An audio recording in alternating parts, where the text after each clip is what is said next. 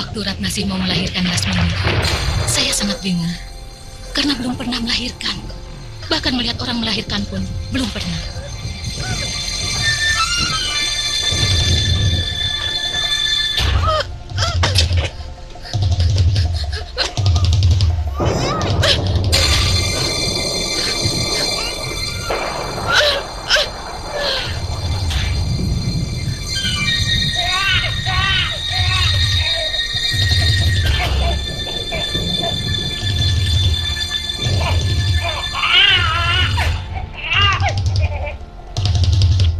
Tidak tahu pertanda apa. Kelahiranmu disaksikan oleh gemuruhnya halilintar. Mungkin kau akan membuat geger dunia. Mudah-mudahan saja betul, Nini. Kau malah senang. Tidak baik berkata seperti itu, Lasmini. Ayah bangga pada kalian. Tanpa bimbingan seorang ayah, kalian mampu menjadi pembela bangsa. Kalian dengan tegar berani melawan kezaliman penjajah Kuntala. Nini yang selalu menanamkan keberanian dan cinta tanah air pada anak-anak kita, Kanda. Benar, Ayah. Kami beruntung karena Nini membekali kami dengan ilmu kanuragan.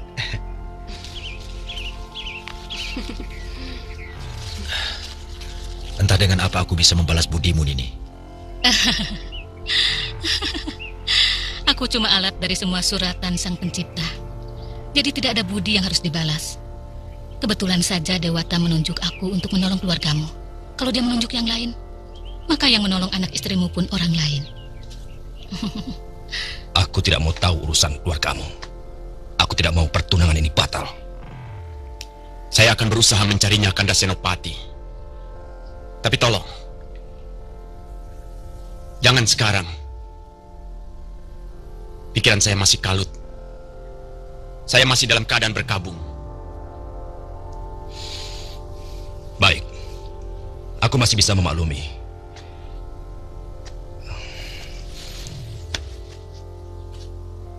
Tapi dalam pekan ini juga, masalah pertunangan anak kita harus segera diselesaikan.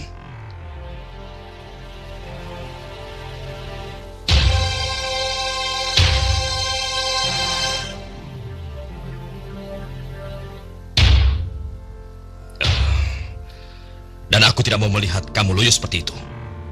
Tugasmu sebagai tumenggung masih banyak. Gerakan pengacau yang dipimpin Aragani harus segera ditumpas. Jangan berlarut-larut, seolah-olah kita tidak becus bekerja. Kamu tahu sendiri kan, bagaimana nyinyirnya Pangeran Damar Kencana?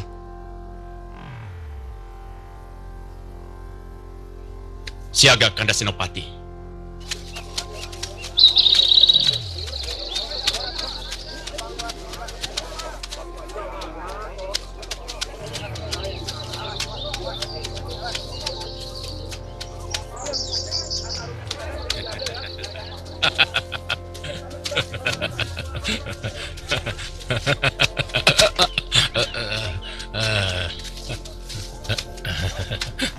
Hai, ketemu lagi.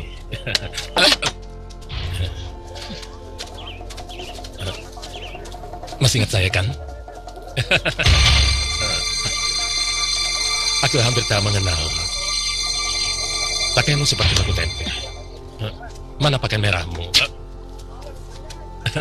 Tapi kamu pakai apapun, kamu tetap menarik. Iya kan?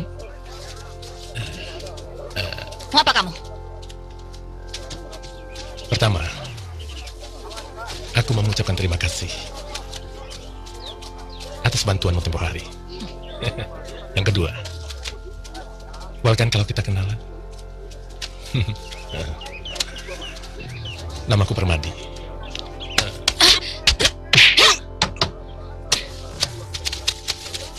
Namaku Lasmini. Sekarang tolong, tidak usah ganggu saya lagi. Loh, kok begitu? Jangan marah.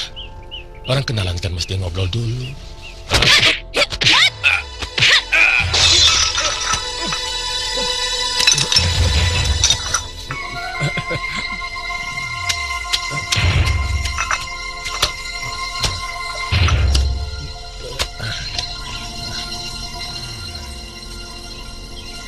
Coba, kalau saja aku tidak kebanyakan minum tua, sudah kudapatkan. Maafkan hamba, Paman Senopati. Hamba tidak bisa menerima Kakang Angkawijaya. Karena hamba sudah berniat untuk menjadi seorang biksuni. Dan seorang biksuni tidak bisa menikah. Aku larang niatmu. Embi Sripala, aku tidak izinkan dia jadi biksuni. Tidak ada seorang pun yang bisa melarang niat seseorang untuk mengabdi Buddha. Dia bohong. Aku tahu, dia sedang menunggu kekasih gelapnya. Yang pemberontak itu.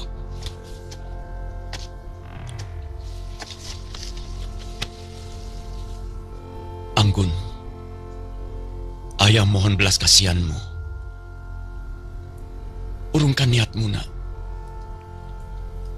Ayahmu sudah cukup menderita. Ayah sudah hampir putus asa, nak.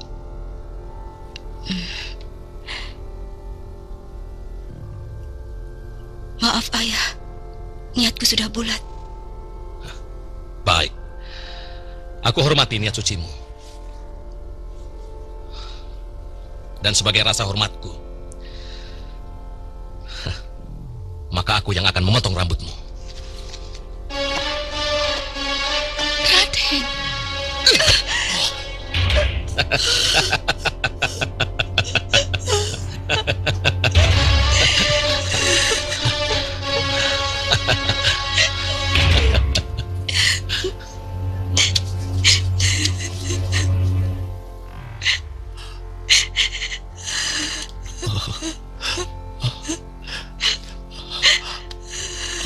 Anakku.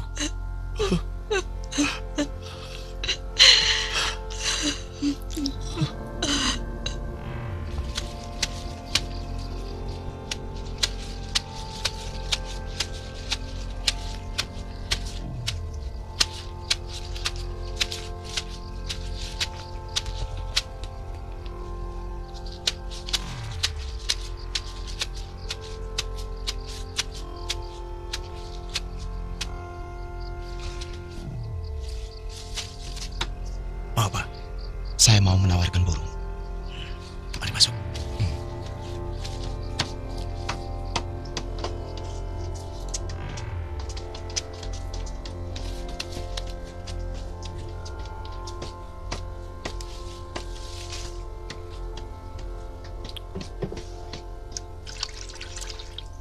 Terima kasih.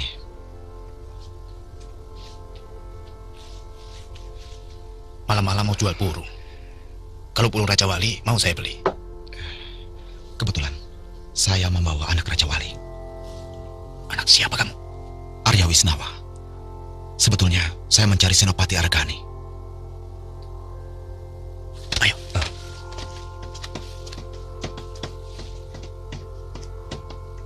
Dia sudah dicurigai di sini. Sekarang saya belum tahu pasti tempat tinggalnya. Tapi untuk sementara, kamu bisa tinggal di desa Bojong Setu. Banyakkan rumah pedagang burung di sana. Siapa namanya? Orang-orang mengenal namanya Kias Bun, tapi nama aslinya Kalamenda. Sekarang, kamu tidur di sini saja. Terima kasih.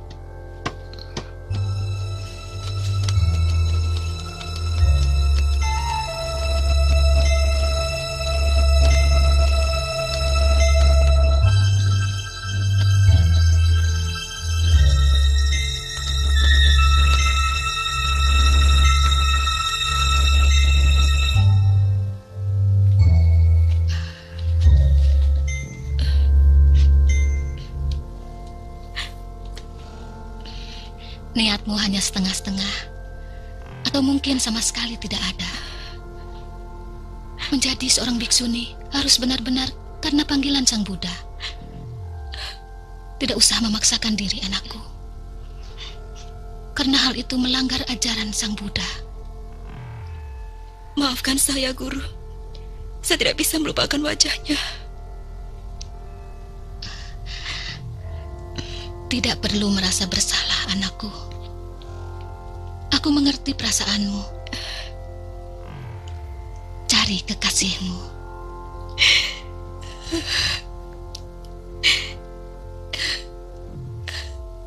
Terima kasih, Guru.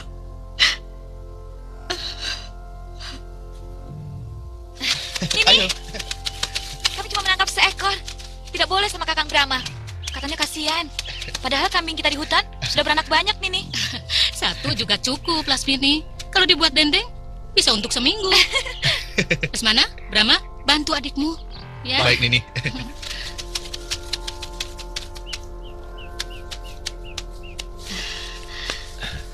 Brahma itu gagah ya. Dia sudah saya anggap seperti anak sendiri. Serasi sekali kalau dia dijodohkan dengan Lasmini. Bagaimana pendapatmu? Siapapun akan bangga mempunyai menantu pemuda segagah Brahma. Apalagi sikapnya yang sopan dan mengerti tata krama. Tapi tentu saja segalanya saya serahkan kepada Kanda. Biarkan mereka akrab sendiri. Perjodohan yang baik berangkat dari cinta kasih mereka. Kalau mereka memang saling mencintai, sebagai orang tua, kita tinggal merestui. Dan jangan coba-coba memaksakan kehendak kita, sebab bisa berakibat kurang baik bagi mereka. Tapi, bukankah Kanda bisa mendekati Brahma? Bicarakan baik-baik. Saya kira Brahma pasti mau. Mungkin, karena dia sangat hormat kepada Kanda. Maka terpaksa dia mau menerima Lasmini sebagai istrinya. Tapi apa yang akan terjadi jika sebuah rumah tangga dibangun atas dasar keterpaksaan? Ya, mudah-mudahan saja tanpa ada keterpaksaan. Coba saya, Kakak. Jangan, ini kan pekerjaan laki-laki. Bagaimana kalau Tuan Putri menyiapkan bumbu saja? Iya, kamu ini dari tadi mengganggu saja. Sana, nyalakan api dapur dan bikin bumbu.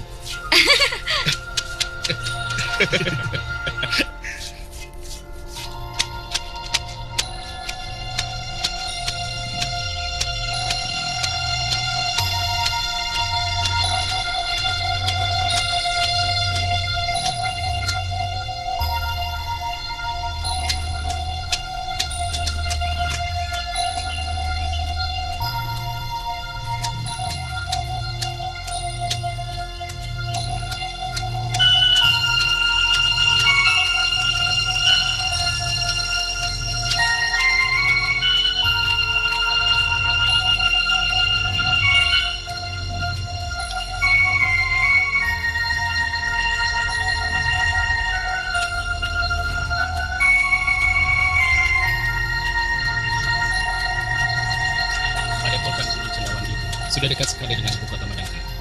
Kira-kira berapa hari lagi dari sini? Kita menginap lagi semalam di perjalanan. Kau yakin Paman Aragani dan Brahma ada di sana?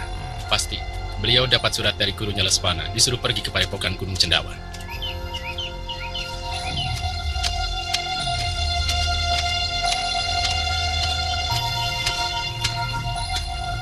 Mau minum, Neng? Ya,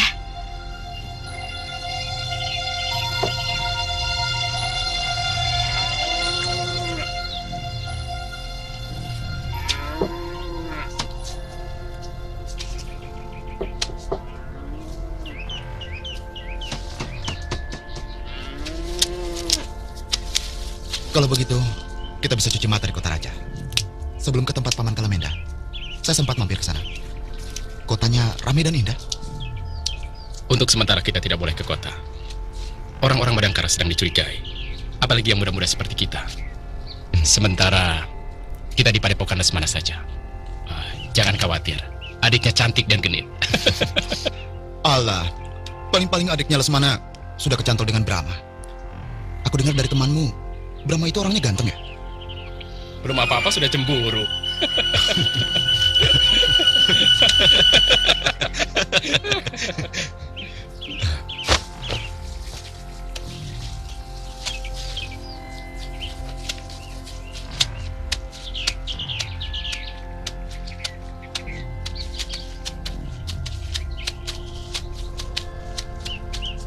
permisi Pak. Ada apa? Saya numpang tanya, kalau daerah perkuburan di mana Pak? Pekuburan? Oh, sebelah sana. Ikuti saja jalan yang lurus ini. Nanti ketemu kali, Neng tinggal belok kiri.